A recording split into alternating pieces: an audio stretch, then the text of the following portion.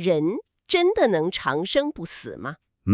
这个问题从古到今，估计想的人不少。是啊，咱们今天呢就钻到一部道教经典里去看看葛洪的《抱朴子》，特别是里面那篇《论仙》，挺有辩论的感觉，一步步的来论证神仙是存在的，而且长生这事儿是可以学来的。没错，就像一场跨时空的辩论，一边是觉得眼见为实、生老病死天经地义的这种质疑者，另一边就是葛洪，他想用逻辑、用例子来挑战咱们对生命极限的认知。这个质疑者啊，一上来就放了大招。就是最有力的那个武器，现实经验，对吧？对，他们问得很直接，你说神仙不死，这事儿靠谱吗？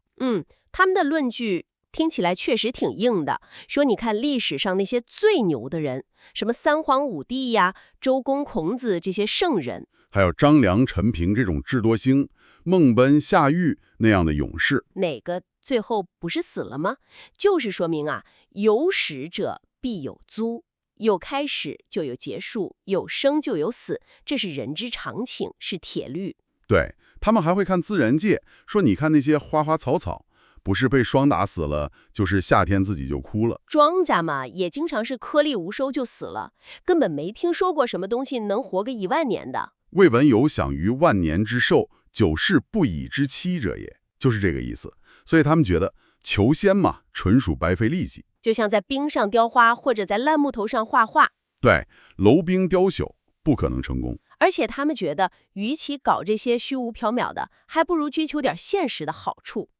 建功立业呀，当大官儿，坐好车，吃好的，子卿重羽，玄母龙志，这才是实实在在的。甚至有点嘲讽的意思，说你想让那种夏天生、秋天死的虫子活几十年，还有那种1、2天就烂掉的母骨活几个月，颜回姑之命，养朝君之容，简直是异想天开。这个质疑确实很强大，很符合咱们的直觉。那葛洪怎么回应呢？葛洪的反驳特别有意思，他没有直接上来就说神仙肯定存在，那他怎么说？他先是去动摇对方论证的基础，就是说，你所谓的常识，你所谓的眼见为实，真的就是世界的全部真相吗？这就是那个著名的龙骨之玉吧？我好像有点印象。正是。葛洪打了个比方，他说，聋子听不到打雷的声音，瞎子看不到天上的太阳、月亮、星星。难道是因为雷声太小，或者星星太暗了吗？当然不是。对吗？是他们自己的耳朵、眼睛出了问题，感官有局限。所以葛洪的意思是，我们普通人不相信有神仙，可能也像聋子、瞎子一样，是因为我们自己的心智被蒙蔽了。暗昧至乎心神。他说，我们就像是被一个大锅盖扣在地上，身处负赠之下，根本看不见外面的广阔天空。就是说，你的认知范围有限，不能拿你没见过的东西就断定它不存在。对，他这第一招啊，与其说是证明神仙存在，不如说是先给咱们这种我没见过就没有的自信泼了一盆冷水。有道理的。先让你怀疑自己的判断力。点醒了你认知的局限之后呢，葛洪就开始攻击那个规律是铁板一块儿的想法了。怎么攻击？他就指出，自然界其实是万物殊异的，充满了各种各样的例外，很多现象是反常识的。比如呢？比如他说，夏天一定就热吗？不一定吧，未必无良日。冬天所有东西都一定凋零吗？也不是啊，竹柏冒烟，松柏冬天也绿着呢。对，还有水一定是冷的，那温泉呢？温谷之汤泉。火一定是热的，传说中还有萧秋之寒焰呢。还有重的东西一定沉，他说南海有浮石之山。轻的东西一定飘，还有能让羽毛沉下去的神羽之流。对，你看这么多例外，然后他引申到寿命，说你看天地好像无穷无尽，乌龟、仙鹤也能活很久。天地无穷焉，龟鹤长存焉。所以葛洪的核心逻辑就来了，既然自然界到处都有例外，凭什么就认定人的寿命必须被死亡这条规则给框死呢？只要例外存在，那长生不死在理论上就不是绝对没可能。这第一回合，葛洪算是用这种哲学思辨，给长生不死撕开了一道理论上的口子。明白了。但他光说理论上可能还不够啊，质疑者肯定会说，那怎么实现呢？得拿出点实际的东西吧。说得对，所以在打破了必死这条铁律之后，葛洪就进入了第二回合的论证。长生不仅理论上可能，而且是有具体方法可以实践的。他怎么论证实践方法呢？首先是从物种变化这个角度来谈。物种变化，他列举了大量当时人们普遍相信的一些物种转化的现象。比如他说，蛇之为龙，蛇能变成龙；雀之为蛤，麻雀能变蛤蜊；还有什么腐草为萤，烂草能变萤火虫。这些说法现在科学有不同解释了。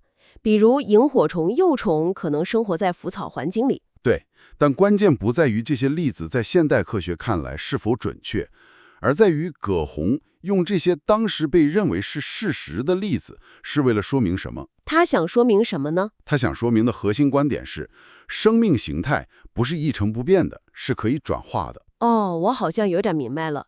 他的逻辑是不是说，既然这些比较低等的生物都能发生这么大的跨界变化，那人作为所谓的万物之灵，为什么就不能通过某种方法从一个普通的凡人变成长生的神仙呢？正是这个意思。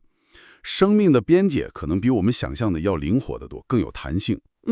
这个推论在当时那个语境下听起来好像也有点道理。对，在论证了生命可塑之后，葛洪就开始亮出道家修仙的核心技术了。技术？对，他明确说，若夫仙人以药物养身，以术数延命，苟有其道，无以为难也。这句话什么意思？就是说啊，神仙不是天生的，是靠着药物和术数这两大类方法修炼或者说练成的。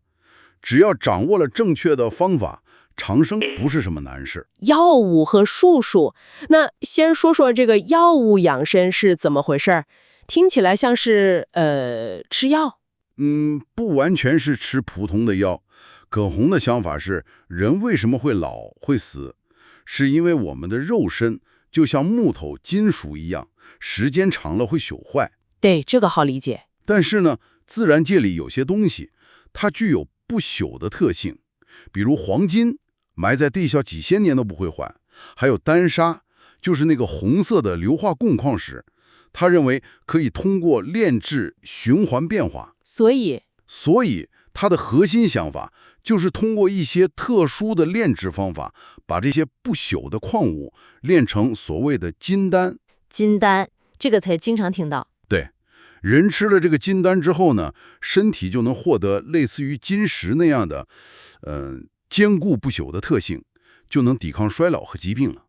这听起来有点像是一种古代的生命材料学或者生命化学的构想。哇，这个想法真是挺硬核的。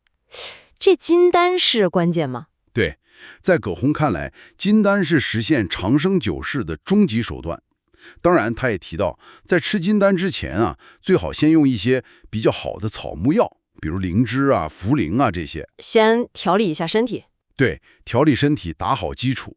但他明确说了，这些草木药呢，顶多也就是延年益寿，让你活得久一点、健康一点。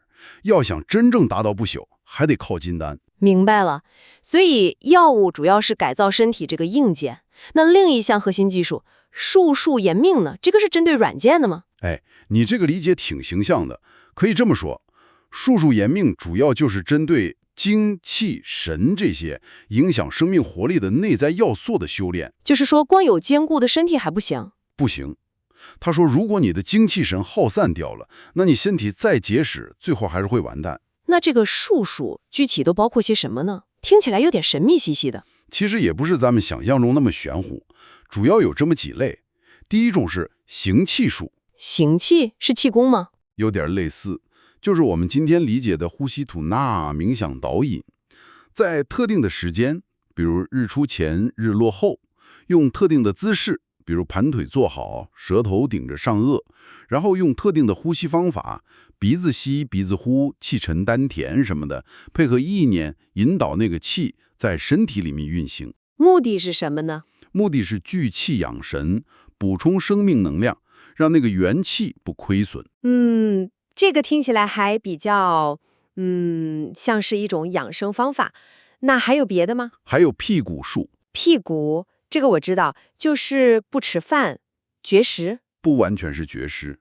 葛洪说的辟谷，主要是暂时不吃五谷杂粮，因为他觉得吧，五谷会产生浊气，不利于修炼食气的运行。那不吃饭饿死怎么办？他不是完全不吃，辟谷期间呢，要吃特定的药饵，比如用茯苓、黄精这些药材做成的糕点或者膏剂。哦，所以更像是以药代食。对，用药物来代替主食，目的是减轻身体消化负担，让体内的气更顺畅。他强调这个要循序渐进，不是一下子就不吃了。明白了。那还有吗？还有一种叫符咒术。符咒，画符念咒那种，这个是用来干嘛的？在葛洪的体系里啊，符咒主要起的是一种保护作用。保护。对，通过画一些特定的符号，比如用朱砂画的北斗七星符什么的，再配合念诵特定的咒语，目的是沟通天地间的正气，在自己周边形成一个像保护罩一样的东西。用来干嘛呢？用来驱邪避祸，防止在修炼过程中受到一些不好的东西，比如邪气啊、鬼怪啊，或者一些意外灾害的干扰，保证修炼能顺利进行。嚯，这个体系还挺完整的。药物改造肉身，术数保养精气神，还有符咒提供保护。是的，总结一下，葛洪就是认为，通过这一套药物加术数的方法，只要你方法得当，坚持下去，长生不死就不是什么遥不可及的梦。它等于是把一个很缥缈的传说，变成了一套有理论、有方法的实践体系。感觉像是一套完整的成仙工程学了。哈哈，这个说法挺形象的。但问题又来了，质疑者肯定不会放过一个最有力的反面例子啊。你说秦始皇、汉武帝，对呀，历史上最有权势、最有钱的两个人，动用了全国的资源去求仙，结果呢，都失败了吗？这难道还不能证明神仙方术什么的都是骗人的吗？这个问题确实非常尖锐，可以说是直击要害了。那葛洪怎么回应这个质疑呢？葛洪对这个问题的回应，我觉得非常精彩，可以说是他整个论证里面的一个高光时刻。他并不否认秦始皇、汉武帝求仙失败这个事实，但他指出，他们的失败恰恰证明了是他们的方法有问题，或者说他们的状态有问题，而不是仙道本身是假的。哎，这怎么说？失败了不就证明不行吗？他有两层主要的论点。第一层，他先是强调求仙这件事本身的难度以及成功率的问题。难度？对，他说，你看世界上干什么事儿都有可能失败吧？种地还有颗粒无收的时候呢，做生意还有赔本的时候呢，打仗还有打败仗的时候呢。这倒是。求仙这种事儿是世之难者，是天下头等难事儿，你怎么能要求每个人一试就成功呢？他又用了类比说，不能因为世上有穷人像钱娄、袁宪那么穷困，就否认世上有富翁像陶朱公、伊顿那样的大富豪。有道理。同理，秦始皇、汉武帝失败了，可能是他们没找到真正的老师，方法不对，或者是自己三心二意没坚持下来，不能用他们的个例来否定整个可能性。这个逻辑上能说通，但他还有更厉害的论点。对，他第二个论点，我觉得更是一针见血。他直接指出来，帝王这个身份本身和修仙的要求之间存在着一种根本性的矛盾。根本矛盾什么意思？他认为啊，帝王的生活方式和道家修仙所要求的那个境界完全是背道而驰的。怎么个背道而驰法？能不能具体说说？葛洪做了非常鲜明的对比。你看，仙道要求什么？要求静极无为，恬于淡泊，内心要宁静，少操心，少欲望。但帝王呢，思劳于万极，神驰宇宙，每天要处理成千上万的政务，脑子高速运转，精神高度紧张，这能静下来吗？确实很难。仙道还要求慈爱毒杀，但帝王呢，为了争夺权力、巩固统治，发动战争是常有的事儿，浮尸千里，流血丹野，这跟慈爱沾边吗？完全相反了。还有，仙道要求饮食清淡，甚至要辟谷。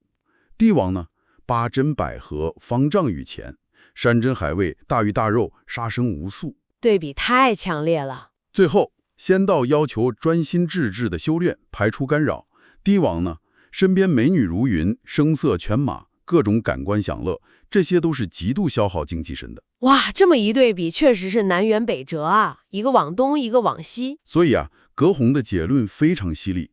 他说，秦始皇、汉武帝这些人，顶多也就是徒有好仙之名，而无修道之实。就是说，嘴上喊着要成仙，但实际做的事儿完全是在反方向用力。对，他们那点断断续续的，可能根本就不正宗的所谓修炼，跟他们日常那种巨大的消耗比起来，简直就是杯水车薪。他好像还打了个比方。对，他说就像用一小杯水去救一整车着了火的木材，生河之助不供终时之费，根本不够看的。所以汉武帝活到70岁，在当时算高寿了。葛洪怎么看？葛洪认为，那也顶多算是得到了一点点养性之小益，就是说，可能他们搞的那些东西里有那么一点点养生的效果，但离真正的长生那还差得10万8千里呢。这个角度确实很有力，把帝王求仙失败这个最大的反例给解释通了。他还区分了真假方式。是的，因为有人会拿汉武帝遇到的那个方士阮大是个骗子来说事儿，说你看方士都是骗子。这个质疑也很常见。葛洪就反驳说，不能因为出了个阮大这样的骗子就否定所有的方士和方术，不能因噎废食嘛。阮大是为了骗取富贵，他的失败跟仙道本身没关系。那他有没有举出他认为是真方士的例子呢？举了，比如他提到左慈，说他能辟武近1个月还精神很好。还有个叫干屎的，据说能做一些奇怪的实验，比如用药油煮鱼，鱼还能活；让蚕吃了药就不老；让鸡狗吃了药就停止生长或者毛色改变等等。这些例子是想证明什么？证明确实存在一些能够延缓衰老、改变生物性状的方术。他提出了一个关键概念：尸解仙。尸解仙，这是什么意思？尸解就是说，有些修炼有成的高人呢，他们并不是真的死了。那是什么？他们是假装病死，或者用某种法术脱离肉身。死后呢，棺材里可能只留下衣服、帽子，或者一根竹杖什么的。但他们本人的真形，或者说灵魂，已经脱壳成仙，去别的地方了。就像金蝉脱壳一样。对，就是这个意思。说李少君死后，汉武帝让人打开他的棺材，结果无尸，未衣冠在焉。这么说来，帝王求仙失败，或者很多求仙者最后都死了，确实不能算作否定仙道的铁证了。对，至少在葛洪的论证体系里是这样。但是，质疑者还有最后一道防线，也是最根本的一条。就算你说的天花乱坠，逻辑再严密，可我作为一个普通人，从来没亲眼见过神仙啊！眼见为实，我没见过，我怎么信？这就触及到了认识论的根本问题了。眼见为实，到底靠不靠谱？葛洪的回答是非常不靠谱。他认为人的认识能力是极其有限的，没见过恰恰不能成为不存在的证据。这就是前面提到的那个以指测海的比喻吗？正是。他说，夫目之所曾见，当何足言哉？意思是你眼睛看到过的那点东西，才占了整个世界的多少，算得了什么呢？他接着说，人呢，连自己身体里的事都搞不清楚。比如，你内心的想法是怎么产生的？你自己到底能活多久？这些切身的事你都未必明白。确实。那你凭什么用你那短浅的耳目去判断神仙的原理、道德之幽玄，这些超出你经验范围又那么高深的事儿呢？他说，岂不悲哉？这不是很可悲吗？这就像用手指头去量大海有多深，手指甲碰到水了就说，海就这么深。对，或者像那种朝生暮死的蜉蝣，去想象千年乌龟的寿命一样，根本不在一个维度上。那好吧，就算我们认知有限，那神仙为什么不出来让我们见识见识呢？证明一下自己的存在吗？葛洪对此也有解释，他认为不是没有神仙，而是神仙主动潜遁了，就是躲起来了，不屑于跟咱们这些凡人打交道。为什么不屑呢？因为价值观完全不同啊。葛洪说，仙人是以富贵为不幸，以荣华为秽物，他们把世间的功名利禄看作是脏东西，是累赘。而凡人呢？凡人正好相反，急于荣利，戚于穷乏，天天就为了这些东西争来抢去，忧心忡忡。价值观确实差太远。所以他说，你看就连世上那些比较高洁的隐士都不愿意跟俗人混在一起，更何况是境界远超于此的神仙呢？他们就算偶尔来到人间，也会逆真引力，外同凡庸，就是隐藏自己的真实身份，装得跟普通人一样。对，你可能跟他擦肩而过，都根本认不出来，除非他们是故意要显露一些异象，比如说传说中神仙才有的方瞳孔啊，或者耳朵长在头顶上啊，或者乘着龙驾着鹤什么的。看不见不等于不存在，他还用了鬼神来做类比。对，他用了一个很聪明的递进论证法，从近往远推。首先，他说最贴近我们自己的是魂魄，人人都感觉自己有魂魄，对吧？生病了可能觉得魂不守舍，人死了就是魂魄离开了。古代还有招魂、拘魂的说法和仪式。但是谁亲眼见过自己的魂魄长什么样？没人见过吧？可没见过不代表大多数人不相信它的存在，这是第一层最近的。好，然后呢？然后稍微远一点的是鬼神。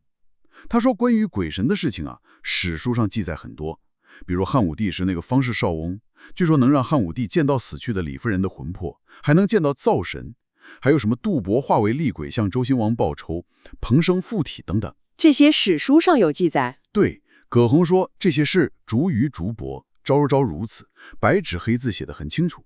但是就算有史书记载，是不是还是有很多人不信鬼神？确实是，到现在也是。好，这是第二层，稍远的，最后才推到最远的仙人。他的逻辑是？他的逻辑就是，你看，连跟我们关系这么近的魂魄，都有人没见过但相信，而有史书记载的鬼神，就已经有很多人不信了。那么，对于比鬼神更遥远、更神秘、更少显露踪迹的仙人，凡人看不见他们，或者不相信他们的存在，这岂不是再正常不过的事情了吗？明白了，所以看不见或者没见过，根本不能拿来当做不存在的证据。对，他用这个层层递进的逻辑，把眼见为实这个看似最牢固的质疑给瓦解掉了。这一套组合拳打下来，确实把质疑者的各种理由都给一一回应了，而且逻辑上还挺能自洽的。他还特意为刘向编的那本《列仙传》辩护了一下。是的，因为当时就有人质疑说，你看那个编《列仙传》的刘向，他自己尝试炼黄金，也就是外丹术的一种，结果失败了，还差点被杀头。他自己都练不成，那他编的神仙传记肯定不靠谱，是瞎编的。这个质疑也挺自然的。葛洪就解释说啊，这个炼丹术或者说炼金术是非常复杂的，不是光看书就能学会的。他需要有师傅口诀传授，告诉你秘方里那些像暗号一样的词儿到底指的是什么。比如书上写个赤地，可能指的是丹砂；写个玄水，可能指的是水银。还有这种黑话。对，他说刘向只是偶然得到一本叫《红宝中书》的秘籍，没有师傅指点，自己对着书瞎琢磨，那当然容易失败了。这就好比你拿到一本米其林3星大厨的菜谱，里面可能有些术语或者关键步骤没写透，你照着做也不一定能做出那个味儿来。但你不能因此就说那本菜谱是假的。有道理。而且葛洪强调，《列仙传》也不是刘向凭空捏造的，是根据更早的书籍，比如一本叫《阮仓书》，再加上刘向自己收集整理的一些当时的见闻写成的。不能因为作者本人有一次炼金失败的经历，就全盘否定他这部著作的价值。这就好比不能因为一块美玉上有一点点微小的瑕疵，就把整块玉都扔掉。他还提到了神仙有不同等级。对，他介绍了神仙大概分3个层次，最高的是天仙，就是修炼成功后直接肉身飞升到天上去；其次是地仙，成仙了但还在地上活动，比如在名山大川里逍遥；最后就是前面说的尸解仙，先经历一个类似死亡的过程，然后脱离肉身成仙。分这么多等级有什么用意呢？这样一来啊，成仙的途径就显得更多样化了，也更接地气一些，好像可能性更大了，增加了这个说法的可信度。好了，感觉我们把葛洪这篇《论仙》里的主要辩论点都过了一遍。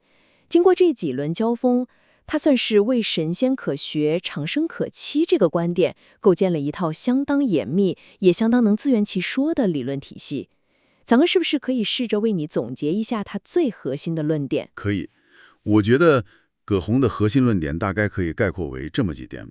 第一，长生不死在理论上是可能的，因为自然界充满了例外，人的寿命不一定就是绝对的铁律。第二，实践上呢是可以通过特定的方法实现的，主要是靠药物，特别是金丹来改造强化肉身，同时还要配合术数，像行气、辟谷、符咒这些来修炼保养内在的精气神。